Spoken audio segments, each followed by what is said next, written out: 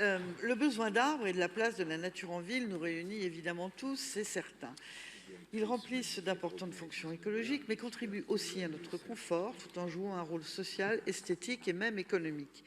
Cette question essentielle prend une place importante dans le débat public.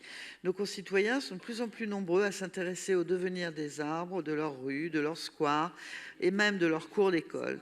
Nous ne pouvons que nous en féliciter. Afin d'éviter toute dérive et fausses informations, nous sommes les mieux placés pour leur apporter des réponses.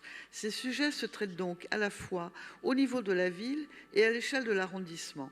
Cela doit s'accompagner d'une information claire, lisible et transparente pour tous les Parisiens. C'est dans cette optique que je présente aujourd'hui ce vœu.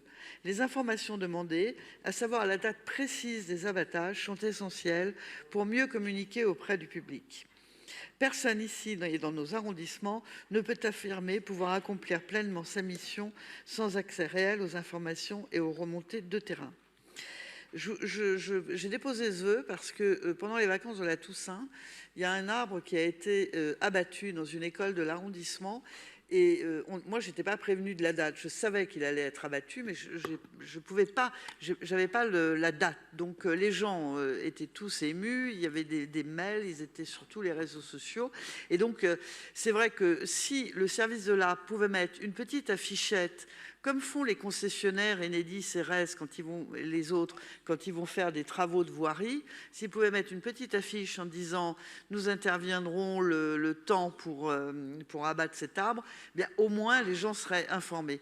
En fait, bon voilà, c'est tout. Je vous remercie, monsieur le maire.